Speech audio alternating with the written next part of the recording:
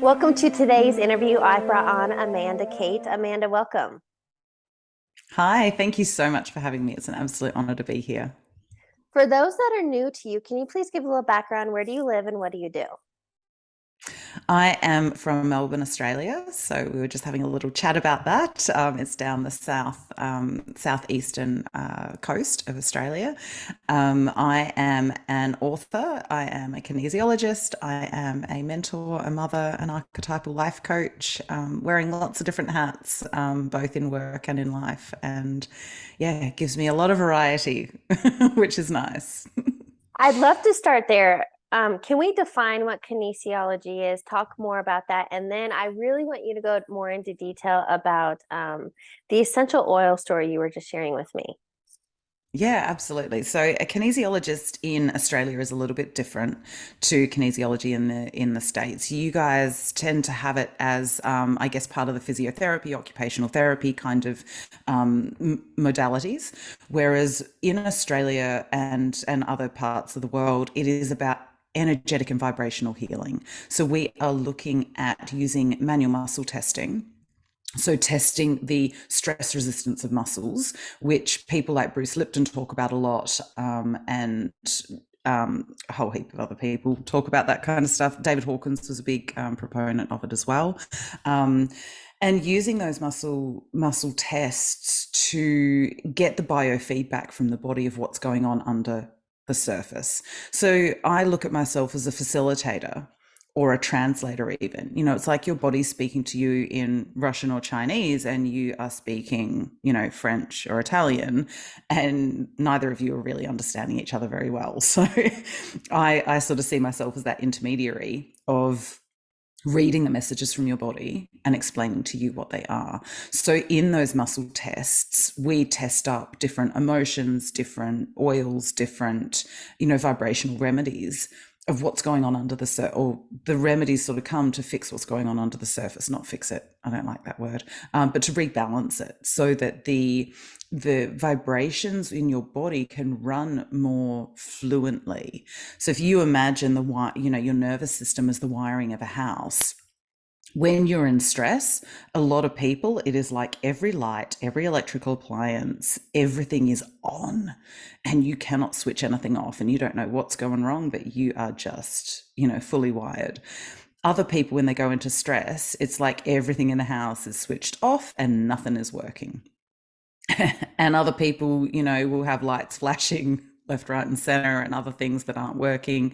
So we're really looking at sort of rewiring that nervous system and allowing that energy to flow correctly, because your body actually knows how to heal itself. It has an innate wisdom that it knows what it needs to be in perfect health. And so we're really just translating those messages that have been, distorted through either chemical, emotional, or, physical stress, so that we can get the body back into alignment and you can understand how to read those signals before it manifests into physical illnesses and injuries and things like that. I love the So, idea. I had a coach a few years ago because I had chronic pain in my foot and I'm a big runner. mm, So that was a big issue. And I know that chronic pain is trapped emotion. And something he mm, shared with me is you have to feel it to heal it. That think about your emotions are like a check engine light in your car. It's an indicator something's off. But what yeah. I would love for you to expand on, you touched a little bit on stress and what I understand and Mm, have read and heard that stress is the number one cause of all dis-ease and like problems in our life, more or less. yep. 100%. Can you, yeah, can you break down? You mentioned three. Can you break down Yes. each of these more? The chemical, the emotional, and the physical stressors? Yeah, absolutely. So obviously, I mean, the easy one that people sort of go straight to is the physical stress, because most people don't respond to what's going on in their body until they have physical pain or discomfort. We don't see the warning signs coming. And it's interesting, actually, I'm going to do a little bit of a sidebar quickly. Quantum physicists have proven that the universe is 4% physical matter. So if we're thinking that this meat suit that we're walking around in is 4% of the picture, that's hell of a lot of the picture that we are ignoring. So the rest of that picture is our energetic health, our emotional health, our mental health, our physical health, our spiritual health, our metaphysical health, our transformational health, our financial health, our relational health. I mean, we can keep going on. All of those different aspects of us all knit in to that 100% of who we are. And the reason we sort of break it down into three main categories is because I think bits from each of those different aspects of who and what we are pretty much feed into those three pathways. So the physical body obviously is where we will notice, say digestive discomfort or aches and pains or actual diseases coming through. Now, the interesting sort of loop that we find ourselves in when we go to the Western medical model, it's like, well, why am I feeling like this? Because you've got this disease. Well, why do I have this disease? Well, because you're feeling like this and the symptoms tell us that that's the disease you've got, and so you're just going in this loop of, what tells you I have these disease? Well, these symptoms tell you I have the disease, but why do I have the disease? Well, because you've got these symptoms. They're not looking at what's the root cause, what actually turned that switch on in your body, because we can have a genetic predisposition to hundreds of diseases, but unless a stress of some type triggers that switch to turn it on, that gene may just stay there unactivated our entire life, and we may never have a problem. And so that's, I guess, that physical kind of stressor. Chemical stress is obviously what we're putting into our body, food, things we're inhaling, anything that we're basically taking in, ingesting, contact with, so skin, air contact, inhaling, anything that, doesn't really belong in the body. So yeah, okay, inhaling air is great, but if it's full of pollutants, not so good for our body. If we're eating fruit and vegetables, great, but if they're completely covered in glyphosates and, Monsanto and Bayer herbicides and pesticides, again, not so great for the body because we're effectively ingesting poisons. So again, we've kind of got to look at what is going into our body and causing that chemical imbalance. And that can also, come from some of the physical stresses we're having and all of that kind of stuff. So they don't always obviously sit in those silos as much as our brain wants to put things into neat packages. Obviously, they all influence each other. Emotional stress obviously can come from a multitude of different areas. It can be coming from the, financial stress is a big emotional stress. If we're feeling unsafe because we don't have the financial means to get through the month, or, having relationship issues with our loved ones and our partners and, our family members where our relationships aren't as harmonious as they should be, that can cause a lot of emotional stress, a lot of emotional abuse, the gaslighting, the stonewalling, all of those sorts of things that can come on. Again, cause emotional distress, emotional discomfort in the body, and that can go on to cause physical stress. And that's where a lot of my chronic fatigue came from, was from that emotional stress, which then was pushing it into all of the other imbalances. That was why I had all of the chemical imbalances with my hormonal system being completely out of whack, and then the physical aches and pains and all the rest of it. But it all came from the emotional stress, because the rest of my life actually looked, as we were talking about before, it was tick boxes on paper, great. Now, the other thing with those three stresses is they then cause electrical stress in the body. So we are just one big electrical board, really. We have a lot of the electrolytes in the body, a lot of the salts and liquids and things, and we've just got electrical impulses through our nervous system that run the show, basically. That's really simplified, I know, but the I general gist of it. appreciate, yeah, but I appreciate simple, because there's no need to make this Yeah. super technical. And I mean, I love neuroscience and quantum physics, but let's make it Yeah. understandable. So what will happen with those physical stresses, with the chemical stresses, with the emotional stresses, it means that our electrical system isn't working properly. Mm. And as I said before, then if you put that into, say, the wiring in your house, you're not going to be able to, run your washing machine or your dishwasher or your air conditioning or your heating or whatever if you've got electrical problems. Or you're going to be shorting things out or creating little fires or you know, all the rest of it. Yeah. So, yeah. Okay, so here's my question because you kind of Mm, touched on it. I would love to talk yep. about conditioning and programming because, as an example, you are right, the Western med, and it's a huge industry. If they no longer band-aided all the symptoms, they would go out of business because I believe, Mm. and something you say is our internal truth over external influence. But if we're programmed and conditioned, when you have a symptom or an ailment, you go to a doctor, you get a fix, you get an antibiotic, you get a pill. Somebody I talked to recently has taken on the identity that how did he phrase it though?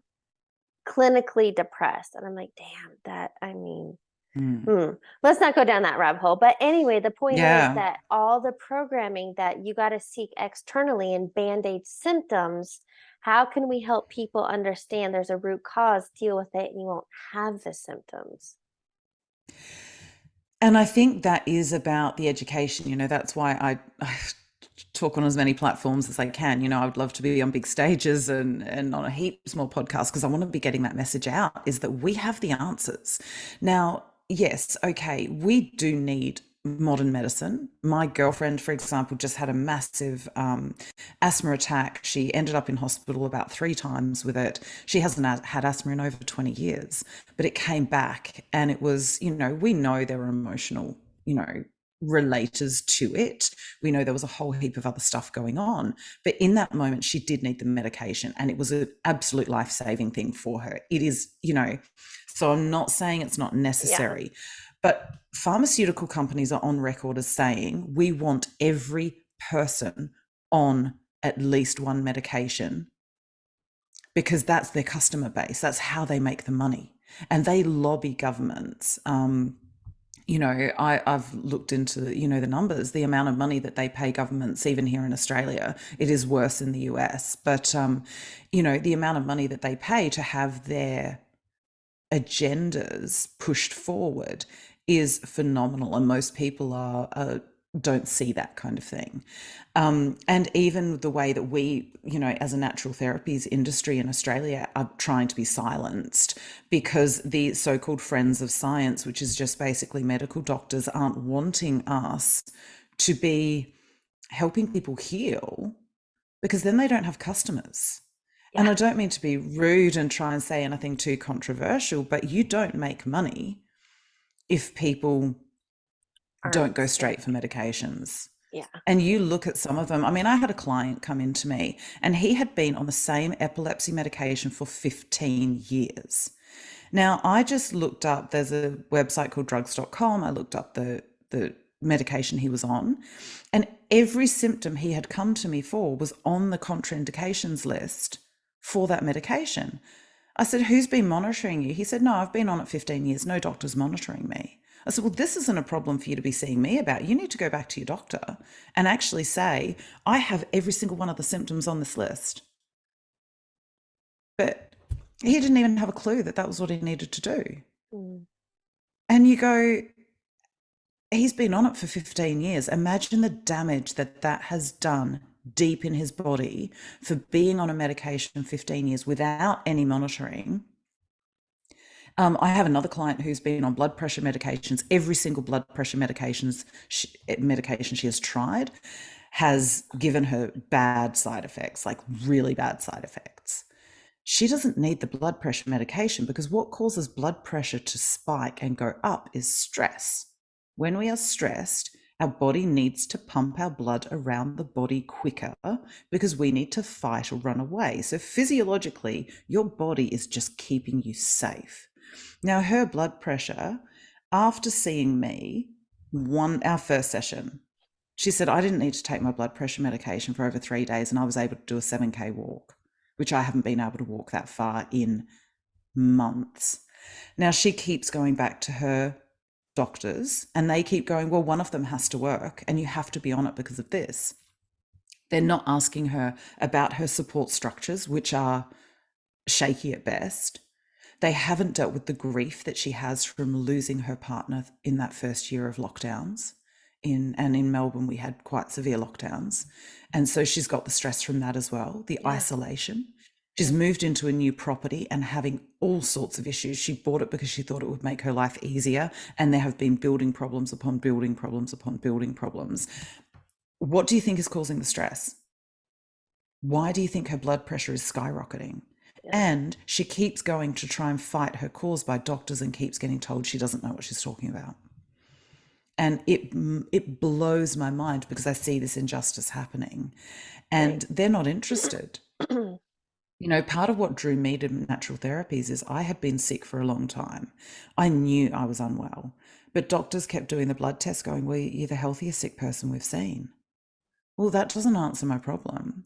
Now, I ended up seeing a Chinese doctor, a kinesiologist, a chiropractor, like I had a list. I Yeah. felt like J-Lo without the personal chef and without the money. Um, I was seeing everybody. And I had 4 different professionals tell me I had chronic fatigue. My doctors still would not recognize that that was the problem. And realistically, they probably wouldn't have been able to do anything about it anyway because it was caused by the emotional stresses in my life. Now, the first person to ask me about my support network was a receptionist when I was booking with a psychologist and a kinesiologist. She said, "But who's got your back?" And I crumbled because I was like, I'm on my own. I got no one supporting me. Yeah. Now, if that doesn't cause things like chronic fatigue, I mean, seriously, what else is there? You look at the depression and things like that are out there. A lot of it is lack of connection. You know, they've done research in the States. And I mean, I guess a lot of the research comes from the States because, you know, you guys seem to have the people who want to do it and the money in the universities that want to go into this stuff. But you know, I find it absolutely fascinating reading a lot of it. What was it? There was a huge percentage of people who didn't even have one close contact that they could put as their next of kin. And that is mind blowing when we are such connective creatures and we need community around us. You know, I struggled for a good year of my life as who I would put as my next of kin because I didn't have anybody living in the state who I would trust in that kind of scenario. So I was putting my dad down, who lived in a completely different state. And I'm like, well, he's not going to be much chop in an emergency because you know, it's going to take him 10 hours to drive here, you know, like, and I find that kind of thing really, really fascinating. And doctors just don't even ask the question. I'd been looking for answers for a good couple of years before I found all of, you know, the naturopathy and the psychology and the, you know, kinesiology and all of those different things that actually helped me. So what can we do to share with people? Because I agree, I'm with you. I am not Mm, bashing. So if my leg no. is severed and nearly cut off, I'm not going to sit there and rub some essential oils or like meditate. I'm going to go get help. Yeah. However, Oh, yeah. for chronic issues, for what we truly know as emotional triggers, how can we empower Mm. individuals to go within, to do the internal work to solve the root cause? And this is one where I think, unfortunately, privilege comes into play. And I have to mention it because it's, you know, a lot of these things are not covered by our governments because they are, you know, as we mentioned, supported by other industries. So a lot of the natural therapies, the more somatic therapies that help shift that stress out of the body, aren't covered with our health cares. We were taken off the schedule in Australia back in beginning of 2017. I mean, you know, and they only used to get about $30 back for a session with me, but it was still enough to give them a little bit of help towards getting these kind of therapies. But realistically, I would suggest, yes, we need to go with it.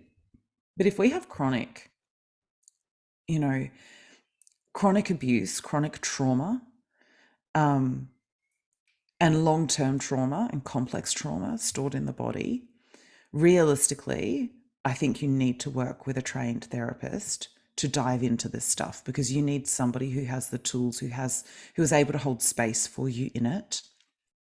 I've tried to do a lot of this stuff on my own. And even now, I will do certain things on my own, but I still go to a professional to hold space for me, to be able to see it from different perspectives, to be able to get a more objective view on what I am in. Because when we're in it, we can't see the full picture. And Right. so, yes, I do believe we need to go within, we need to do our meditations, we need to do, our feeling into our body, naming our emotions. Oh gee, instead of I am angry, which gives us no room to be anything other than angry, I feel angry, gives us a bit Yes. of distance towards it. Okay, so Mhm. why do I feel angry? Anger is there to tell us when our boundaries are being violated. And so if, somebody's been rude to you, well, that's a boundary violation. You're supposed to feel angry when your boundaries are violated. It tells you that your boundaries are being violated. For me, my big one, and I'm sure potentially lots of mums and partners and things could recognize this, I've been feeling really resentful the last couple of days. Do you know why? Because I look after everybody else. And just one day, I would like to be that person who gets looked after.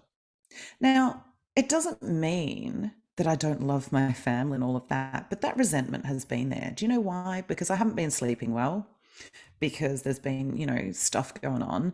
I've been eating fine, I've been exercising fine, I've been doing some of it, but I also haven't had a break from my work. We were working it out last night, since May last year when we headed over to New Zealand to visit my partner's family. That was the last time I had a break away from work. And when you work for yourself and you've got an office at home, you're on 24/7. I am constantly thinking about the next content I'm going to do, the next blog post I'm going to write, the next, you know, my body is actually shouting out for a break right now. Yep. It makes a lot of sense. I get it. And so now that I've named that emotion, resentment, I understand why it's there, then I can do something about it. I've actually booked a road trip for about 3 weeks' time with my partner, where we're just going to hit the road and either camp or stay in cheap, dodgy motels and just have a bit of fun. No agenda, nothing. So I've booked, until then, I just have to really up the amount of self care I'm doing. I will have more baths. I will spend more time in nature. I will be eating more cleanly. I will be, watching, what goes in my face, what goes in my ears, all of Yeah. that kind of stuff. I won't be, we don't watch the news in my house anyway, but I won't be watching, the more violent stuff on TV, for example. I'm going to tone it right down. It will be, the innocuous, funny stuff you don't really need to think about, lighthearted, good vibration type stuff. Because I know if I don't sort this out now, it will just grow and grow and grow. And then I'm going to be a Yep. bitch to live with because I'm going to be resentful. And that's just one example so that people can sort of, when you can backtrack, okay, I'm feeling this, acknowledge the emotion, give it a name. Most people can name 3 emotions. They can name mad, sad, glad, happy, angry, sad. That's it. Now, if you can expand your emotional context to give the emotions within your body more color and texture and definition, we can actually understand the emotion a little bit better. And so, I can acknowledge that I'm feeling resentful. And why? Resentment is part of the envy family.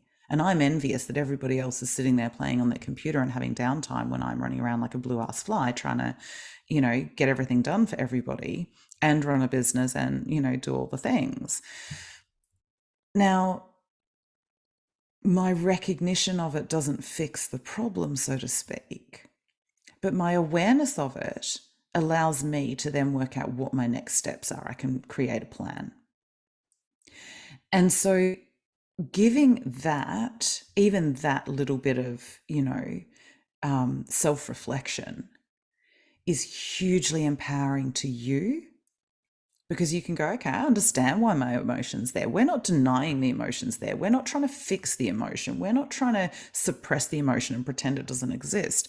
We're acknowledging the emotion. We're naming it. We're going, yes, you exist here. Yeah. All emotions are just signposts.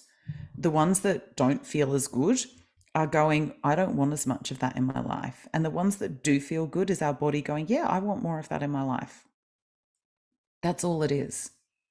It actually is really, I guess quite, it sounds very simplified, but it kind of is that simple.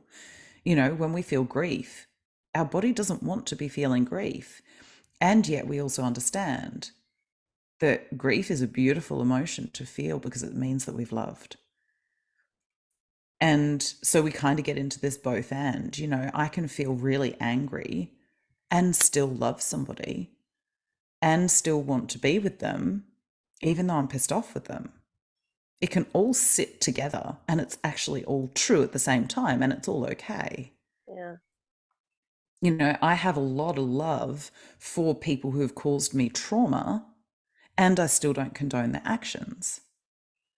And I can see it all and I can admit it all to myself. And therefore I'm like, okay, all of that's actually true.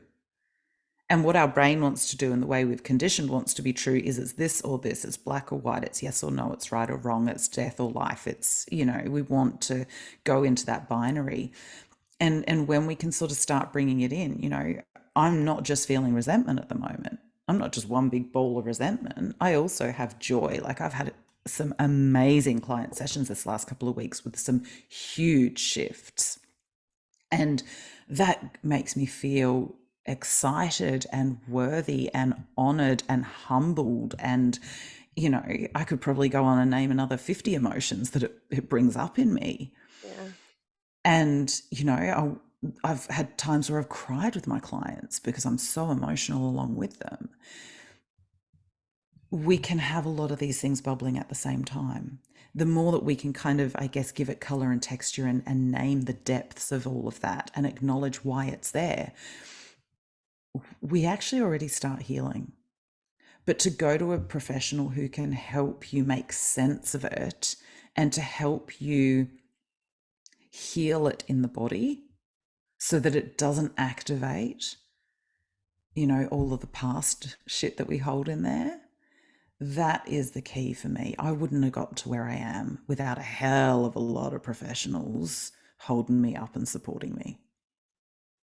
Well, for sure. Um, Something I just wrote down here that I've walked Mm, myself through, and I heard a little bit about it through Byron Katie. She has her 4 step, yeah. the work. Yes. She calls it the work. But for Yeah, I me, love Fire and Katie. yes. What I kind of created something just more simple that I share with clients is one, because you're right, we are conditioned and taught to suppress emotions. You don't want to cry in public. Mm. Boys, surely, boy, man, poor men, right? They really Yeah. got Oh, I fucked over. know. But here's the thing. Oh, yeah. Mm. I feel when you're quote triggered, that is the indicator. That's when it's like, don't run from it. That's the awareness piece. And so, Yeah. kind of what I have self soothed through is I acknowledge the emotion. What am I feeling? And Yep. then I do a reframe and I release it. Like because for me, I'm really big on mindset and understanding that whatever you focus on expands. And if you get Mm. so far down the funk and in the rabbit hole and you can't see out, it's because you're so focused on the suck. For example, Mm. a guy this week on LinkedIn sent me a message and he thought I was like, why would you send that to me? But he sent me a picture of him wearing a shirt. You got to embrace the suck. And I was like, man, that is such toxic masculinity, right? You don't, sure, there are situations and times in life when you have those obstacles and challenges and like Mm. ebb and flow, but embrace the suck to me is very victim mentality. Yeah. FML, right? Fuck my life. And oh, that was so Yeah. big. But anyway, I don't want to go on that tangent. Yeah. Yeah. Yeah. Something Yeah. you shared with me that you have created a lifestyle around nourishing mind, body, Mm. soul. Can you explain that? Yeah. Yeah. I think, again, it comes down to that, prioritizing my internal truth. When I started down this path, when I left my ex husband, everybody told me, literally, everybody told me, oh, you're never going to find a man like him again. Oh, you're going to regret it in 6 months. And by that point, he'll be dating somebody else and you won't be able to get him back. And like all of this kind of stuff. And if I'd gone with everybody else's survey monkey opinions, I'd still be with him and I'd be in a really, really bad place. Our marriage was toxic as hell for all of us involved. My poor children, I still feel bad because I've traumatized them. I just hope they can get the same therapy I've had. Bless them. And I do, I'm going to walk through them with it. I'm more than happy to put my hand up and admit that I've screwed them up. And I tell them often, I just hope we can get through the trauma I've caused you. But, if I'd listened to that, I would not be in the place I am now. Now that was nearly 8 years ago, I think. I can never remember anyway, however long ago it was. And my life now is freaking amazing. I lived my entire life trusting everybody else's opinion of what I should do. And so I ended up in this place where I was sick. I was in a toxic marriage where we were arguing all the time. It was just horrible. I had these two children that didn't get the best of me. And my life was sort of crumbling. And I'm like, what the hell? Like, I've followed the prescription. I've did the whole, societally expected. I good grades at high school. I went to university. I went out and worked for a bit. I went traveling. I met my husband, ticked all the boxes. And so for me, learning how to turn inward, being taught how to access that internal truth has been a vitally important thing. And so I have that in every single day. I literally live my life around that now. I trust those little intuitive nudges that I get that sometimes feel really crazy and really out there, and I trust them and I act on them, and it's amazing what comes from them. Question. Yeah. For somebody who's Yes. new to this, and I feel you, but I've learned to tap into it, and Mm. it's kind of like turn right. You're like, why the hell would I turn right? I'm going left. Like you just Yeah. follow these little things, right? Yep. Can you explain to somebody who may not be as tuned in, how do you Hmm. listen to those whispers, those nudges? How can they gain access? Yeah, absolutely. Look, and I absolutely love this. I run intuitive wisdom circles every fortnight here in Australia, to help people learn how to do it. Because when we first tap into our intuition, it's quiet. It's really quiet because we've been shouting over it our whole life, telling it to pipe down, it's wrong. Mhm. And so it's like, say, going to the gym and trying to lift the same weights Arnold Schwarzenegger does. Like, you're not going to be able to do that without training for it. So, Yeah. you can't just lift up, I don't know, whatever the hell he's lifting and expect to be able to do it because your muscles aren't honed for it. So, what it is, I give people tiny little things. Okay, go into a food court at lunchtime, ask your body what it really needs, not what it wants, what it needs. Say you go, oh, I kind of need a salad today, and you go and have something like McDonald's, feel into your body and feel what it feels like. Your intuition was going, I really need something green and I really need something healthy. And you put something other than that in there, and you automatically go, oh yeah, maybe that wasn't the best thing I could have done. Mm. And so that's where I guess I get people to start, is with those small inconsequential things. Stand in your wardrobe. What color feels like I should be wearing it today? Color is hugely healing. I have, when colors test up in clinic, you can guarantee someone will go, oh my God, I don't know, yellow might be testing up for healing, and they've got a yellow shirt on. They're like, I never wear yellow. This was at the back of my wardrobe, and I just had to wear it today. And I'm like, well, that's because your body knew. It can be tiny little things like that. Or stand in front of, your herbal teas. Which flavor do I really feel like my body wants and needs right now?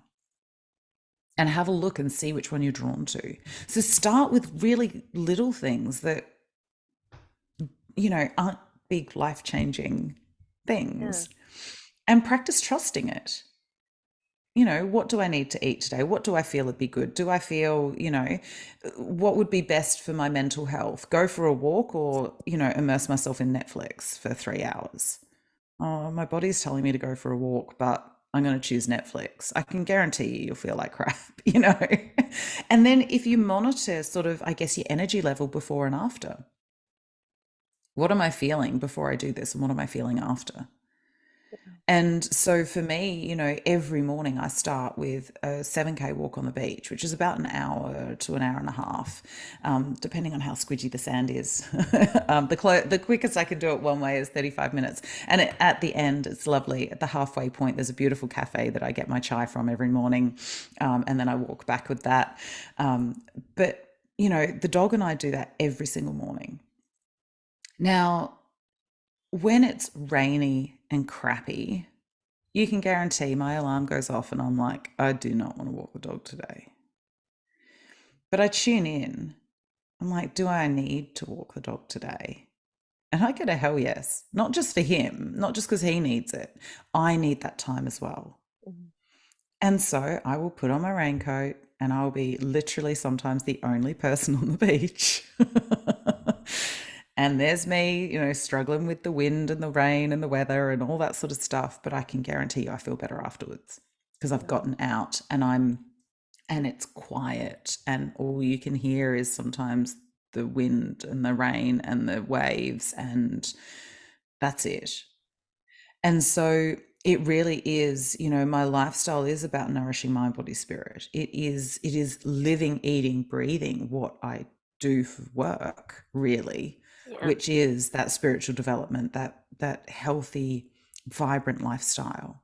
And I can tell you now, if you told me I was living like this 10 years ago, I would have told you absolutely crazy because I thought all this sort of stuff was woo woo and bullshit. I've actually realized it is necessary. There's no woo about it. Yeah. Like it's crazy. So yeah. Well, and that's why I love quantum physics. And I talk about how Mm, well, Dispenza is the one that says it, but I really love how he yeah. shares that he marries science and spirituality. That's how to Yeah. demystify the mystical. He comes from a science lens, but he is very much teaching these fundamental spiritual practices, connecting within, aligning mind, body. He calls it brain, heart Yeah. coherence. So look, Yes. he's just using different terms so that people aren't turned away because they think it's woo woo. But again, Yeah. maybe that was also ego keeping us away from what it we truly need, mind, body, Hmm. spirit, keeping us more in the 3D. Um, Yeah. Shoot, there was something I was going to touch on.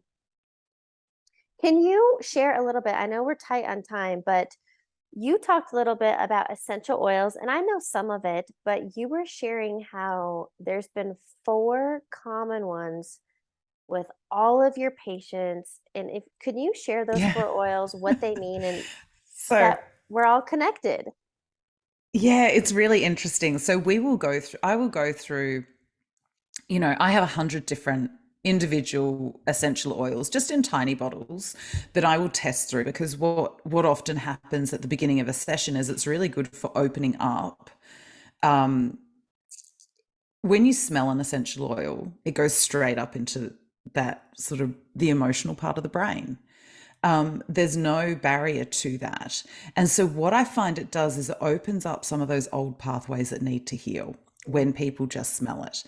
So, regularly at the start of a session, an essential oil will test up to help open up those pathways.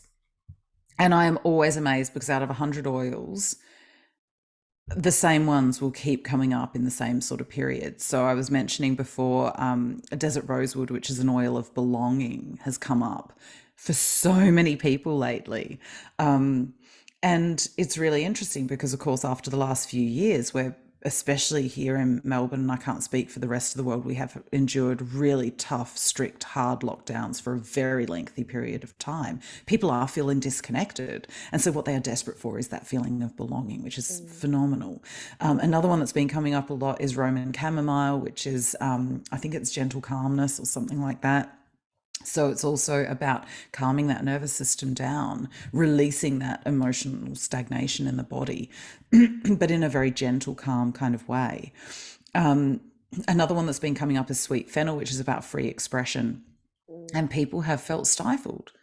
you know, all of the, social media stuff is so divisive. It is so this or this, and everything in between doesn't exist anymore. It's so binary in, you're either completely, far left or far right, and anyone in the center seems to be shoved to one end or the other. Yeah. It's like, if you're not with us, you're against us kind of stuff. And it's like, whoa, calm down. Like, we can have a multitude, again, that multitude of, beliefs and things being true at the same time. I may not agree with everything that, everybody says, even when they're, going down the same path as me. Doesn't mean that I, throw the baby out with the bathwater and go, well, you're wrong about everything then. But that Yeah. seems to be where we're at the moment. And so it's just really interesting that free expression has been coming up a lot with the oil as well. And so, and again, like I say, having 100 different oils and having these same ones come up over and over again for different people with different, life experiences and different traumas and all of that, it just shows how connected we are. I will go through stages, a few weeks back, it was jasmine came up a lot and rosewood came up a lot. I can't remember what they're for off the top of my head. But again, these same oils showing up there, showing up over and over again. And you're like, whoa. And you do see that connectivity. And again, going back to that thing about that Joe Dispenza, does talk about with that, heart-mind coherence, and a lot of that stuff's done by the Heart Math Institute as well. I love that he's got the, really neurophysical type side to his work. I think it's fascinating. I'm a bit of a science geek as well. But when we're looking at that mind-body connection, it's going back thousands of years that science was, elevated to the status of the church. And, this is science's domain. And, we started to get into this really elevating the science. And that's when we started disconnecting from our bodies. You look at back, way back when, and women were always traditionally the midwives and the people who helped through the birthing process.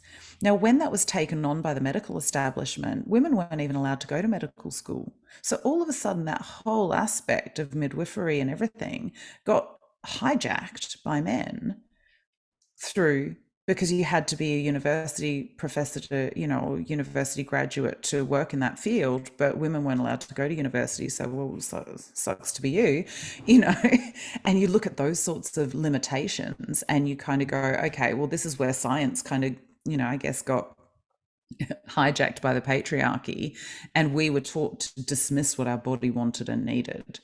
And it was obviously a gradual thing, but science has been elevated to king, and, anything to do with spirit and intuition and those, psychic senses and all of that stuff has been poo-pooed and dismissed and thrown away as trash because it's not elevated to that wonderful, height of brightness. But then we have teachers like I love Bruce Lipton, Oh who yeah, he's amazing. obviously he would be an outlier in the science field, but I love him. I am so grateful that he has taken charge for what is it, like 60 Oh years? I think God, he's definitely ages, older. 80s, I think it was. It was about 40 years. Okay, 40 years. Because Thank you. he was, I think he was in the 70s or 80s, because I was actually only reading The Biology of Belief again not that long ago. But yeah. But ultimately what he shares is how science and spirituality are connected, and it's a Yeah. fine dance. Yeah, Yes. absolutely. 100%. We cannot separate, again, the same thing that, going back to that, the body being the meat suit physical bit of us being 4% of the picture. You Yeah. can't just take out this one little bit. And the idea of science is to always ask questions. And this is what seems to have stopped, certainly in what we're being told over here. We're not allowed to ask questions of science because we need to trust the science. Well, hang on. The whole idea of science is to keep asking questions and see if you can prove different hypotheses. Yeah. But again, that has been hijacked by capitalism. And you go, well, can we trust people who, unless they prove certain hypotheses correct, are being defunded? It's like, well, no, because then the scientists have a vested interest in proving certain hypotheses. And oh, my dog's got a ball in the hallway. Apologies. I could hear this big rumbling. I couldn't work out what the hell it was. I, I I can pet thought it. there was No something worries. weird going on outside. So apologies for that. But yeah, so I guess that's where it comes to. And I think you're absolutely right. We are so inextricably linked. We all have God source within us, pure peace, pure love, pure joy, pure happiness. We all come from that spirit. Yep. And so to try and separate the spirit, which is us, from the science, which is also us, to me is just crazy. Yeah. We are all Question of for it. yes. I Yeah. I couldn't agree more, and I feel like that because the messaging keeps coming that way. I feel like everywhere I look left and right is listen to your heart, get back into your heart when everything is love and unity and we know there's a big transformation. It's just like we're freaking in the midst of it. Yeah, Here's and I'm absolutely. getting chills, so that was definitely here's what I want to ask you. We've touched on a lot of different topics. What is one Mm. key takeaway you really want listeners to get? It really is about trusting yourself. It really is. If you get an inkling that something is not quite right, chances are something's not quite right. You know, I knew my marriage wasn't quite right for a long, long time. I had that answer deep within me. Yet it's like I wanted somebody else to tell me, no, you need to leave Mm, him, and here, I'll do it for you. mm, Because that would have been easier. I've been in shitty jobs before that I've wanted to leave, but I've been too scared to leave. Well, I knew I needed to leave them because they weren't serving me. We know deep down the answers to our question, but we often trust the lies and we trust other people's truth over ourselves. We think that everybody else has the answer and we don't. And I think it goes back to what you were saying prior to us, starting recording when we're having our pre-chat about, we're taught from a very young age, you go to a doctor, you get it fixed, or you go to this person, they'll fix it, or you ask for help from a teacher, or, we're always deferring to other people. And I think when we can really tap in and start to trust ourselves that that little inkling that things aren't quite right is telling us something for a reason, I think that's so powerful. yes, I love that. I'd love to ask you a couple of rapid fire questions to wrap up the Yes. interview. Yeah. First one, what is a quote or motto that you live by? Oh, I'm not going to be able to repeat it off the top of my head without butchering it, but it's the Marianne Williamson one Yep, about allowing yourself to shine. God made you the way you are. And by us shining our light, we give other people permission to do the same. I have it on a canvas in my bedroom. Yes, I love Yeah, I have love it all that over the one. place. But funnily enough, I can't see it from here. Usually I can see it from Yeah. everywhere. What is a book you're currently reading or highly recommend? I have always about 6 or 7 books on the go at any one time but actually at the moment I've gone back to a fiction book at the moment, just to again, I've been on nonfiction for so many years. I was like, I'm going to have a bit of fun. And I've read a couple from a couple of Aussie authors. One is called Jasper Jones, which is just a really cool little story at the moment. I'm only about a third of the way through, but I'm really loving it. I had a book called The Lost Flowers of Alice Hart, which was divine. Kind of still fits in all of the, I guess, spiritual stuff that I love, but done in a fiction way, which meant that my brain didn't need to work quite so hard, which was really, really nice. Um, and I just listened actually to Phosphorescence again by Julia Baird, which is oh, just such a magical, beautiful book. It's so highly recommended. Again, she actually used to work in America for quite some time as a journalist, and she's now with the ABC in Australia. Mm. Um, Beautiful writer, just amazing. So yeah, I'm curious, are you familiar with Robin Sharma? yes, yeah. Okay, so The monk who stole my Ferrari. Is that the He's one? written a bunch. I have a bunch of Yeah. his books, but the reason I brought him up is because yes, I've actually been in this. This is not normal for me, but I bet I'm going on like 2 months now that I keep trying to pick up a book, and I mean, like I read a page, and that I'm just not supposed to be taking it in. But anyway, what I love about Yeah. Robin Sharma, he has really deep metaphorical spiritual teachings in like fables I love his Yeah. work. I love his writing Yeah. style. All right, So clever. final question. What advice would you give your younger self? To be honest, I probably wouldn't have listened to it. That's one of the things that, I always think about. I would tell her to start trusting herself and to Mm, act on all of those intuitive messages she's getting, because I was highly intuitive and I ignored everything and ended up sick as a result. So, yeah, I'd try and get her to hear that, but who knows? trust yourself. Such a great note to end on. Mm. Amanda, thank you so much for joining me. Oh, thank you so much, Heather. It's been an absolute delight and it's been so great to connect with you.